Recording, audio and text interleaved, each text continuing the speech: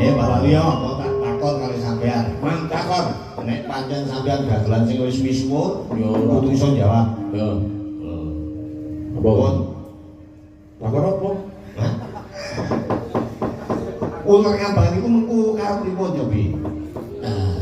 Ular kambang iki apa?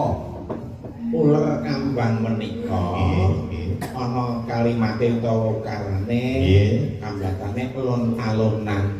Lon Menika le nyambut gawe urip ning alam donya ki wasah mangsa. Oh. Ora sah kemrungsu. Kabeh iki wis ana sing njatah. Oh. Rezeki wis dipontro-pontro. Nggih, nggih, nggih. Dadi alon sak titahe lon alonan, alon-alon waton kelakon gerbet-gerbet waton slamet. Iki kula nggih mengawul. Mlotek tenan jan. Nggih. Mlotek tenan penggaliane niku lho. Sampeyan arep muni mletek liyane kok tak tegel kok yo. Mboten wani rupane. Dadi urip ora perlu kemrungsung. Ora perlu alon-alon. Wong urip ning alam donya iki paribasane mung mampir ngombe. Mula ya tumindak sing apik, tumindak sing becik. Kaya kula kali bojo kula ora tau sok sing jenenge tukar lan padu. Apa meneh nyuwara elek. Ayo paling benengan. Ngerti kita mengaduh kabeh kayane. Mboten niki bojo kula niki nggih ping kula teputi-puti kula jak niki mboten tau sing jenenge kula ketinggalan. Oh, putih bojo loro kok beda-beda. Ning kula di bojo niku rak mergane loro niku rak ngeten to Ribut-ribut. Dadi kula niku rak bakul teng pasar. Lah kula niku nggo bronjong. Nggih.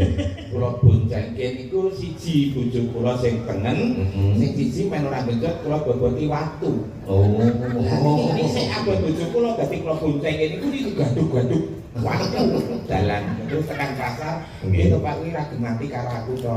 Ketone aku ki ngguling kene nganti kejeblok-jeblok, kowe iki manut aku to. Tak rabi meneh dadi mentodo. Ora bakal kowe iki ngguling. Dadi kene mbok nok, kene mbok to imbang. Aku ya rumangsa. Lah iya. Dadi neh mung ngrabeni aku mergo abot bronjong. Lah mergo bronjonge ki abot sisih. Lah dadi aku rek kudu men imbang ngono to. Iya maksude kula niku ning ra gelem ora sah nyurah kaya kowe. Nyeling kono biar ketemu aku iki gara-gara pemean. Lho. Bareng saiki wis tuwa sia-sia. Ngono lho Mas Prayoga. Aku ki kedanan suwi mergo jumuran. Kok jumlah pripun to? Lah aku seneng lewat iki suwi iki munggah jarik iki waduh. Jari dia ambane semono. Dah angel-ele nganggo. Lah kok selosok iki munggah celana panjang. Nggih. Waduh. Celana semono dah retail. Lah kok rebu. Kok lewat iki wah kacamata jaran andungan. Apa kuwi? Kuwi lho badan hukum lho. Iya. Wangi wangi waduh. Wah, lagi iki wis ngono. Lho kok wangi nang tiba ning aku kok. Ya tak jupuk. Ora apa-apa wong ora nang isine wae.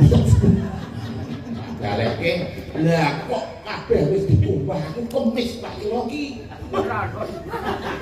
Ubah-ubahnya lah kok suwi kok ora ubah-ubah. Apa kaya ra tau dikumpul. Ayo apa? Lendang. Nek ora aku nyamper ke lendange sampean ora arep lirik. Nek kae. Kowe rasa ngono iki. Kowe nek ngolok-olok aku kok kowe temen Lah ya tenan. wong aja mandang casing. Sing penting Aja mandang kulit. Sing penting isine. contohnya Katane kulite murah.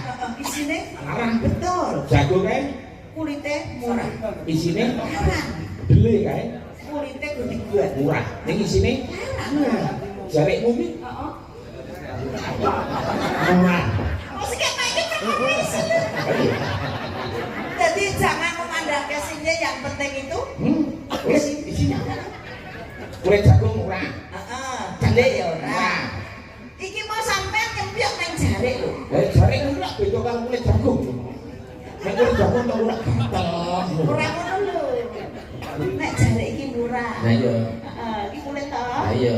Terus Ora yo ora ngerti. Larang kok ora sampe karang delok-delok. Anu botane Ular Iya, kambang Ibu. sampun. ya anu Mas, sangen meneh. Jangan. Wis turu to kowe iki. Bunyo.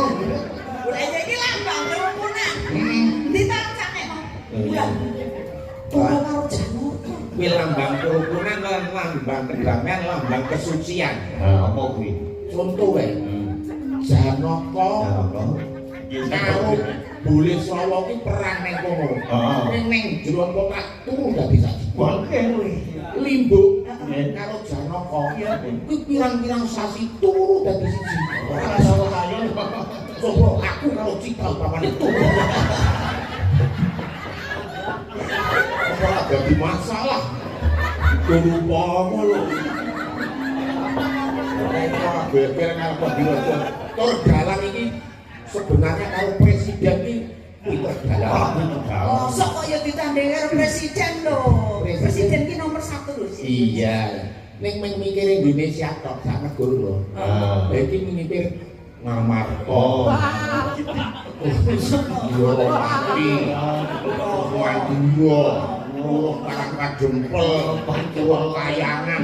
Iki atine mang negara. Iki dalang iki mang negara lho sing dipikir presiden iki siji. Bener. Dadi Bener, Pak. iki ya tetep.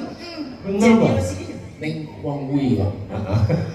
Wong ngono sing ning dalan kae ngomong dhewe sauri dhewe. Ngomong dhewe sauri dhewe. Jadi wong penting. Lah iya. Lah kene Nah, aku ora ngomong iki lho. Sik tak terus. Masalah itu anu mengenai diri hamba. Ora aku ora mari sampean. Oh, sampean nek karo ngomong Ora. alah disetrong. Lha kok meneng aku ya monggo ning aku ora. nek kuwiane dalang iki piye coba? Lha, Nek kulane pas dalangnya tadi. nek pas dalang iki tenan. Iki ngomong suwung ora meneng betah. Betah. Bayar. Nek nek wong dalan kae. Wong dalan kae guyu dhewe. Sauri dhewe. Ngomong dhewe, sauri dhewe. Ngomong dhewe sauri dhewe kadang-kadang nembang dhewe. Kadang-kadang yo wes kok. Kae wong apa kae? Iki jenenge wong gen. Busuin. Saya cuma rumah iku lho. Iya. Nek wong lainnya kok dalan sing rambute rewo-rewo ora tau atus ambune sing koyo niku. Niku napa niku? Ngono niku. Niku kok ya. Nah, ki kok klintinge ya sak. Angge yo koyo niku titikane. Wong ganti malah ora tau masuk angin. Ya bisa. Apa kowe tau ngeroy wong edan? Ya kamu kalah pancen. Kowe lah aku kalah njaluk barang kok. Ayo terus ke sing ora durang ki wae digoke. Ya pedul bari iki. Warung Loro Jogran. Nggih, Roro Jogran kowe pancen ayu. Ayu. Aku ini asma lho. Ayu. Tenan. Mas Bagong, nek wong Gunung Kidul ku muni Bayu ki Basung. Oh, Muni Bayu Basung. Nah, nek muni Ayu ki cantik. Dasare sampean yo sia-sia karo aku. Lah ngopo? Lah kowe mau nek ki ngono kuwi mau. Ora nunek ku. Pemropok lho atiku Pak. Mesti. Sampeyan ora trimo aku. Terus Kales apa? ora guru aku. Gede sini jaluk pegat ya ini ki. Ayo. Balekno. Aku mabuk ki jaluk pegat. Ora apa-apa.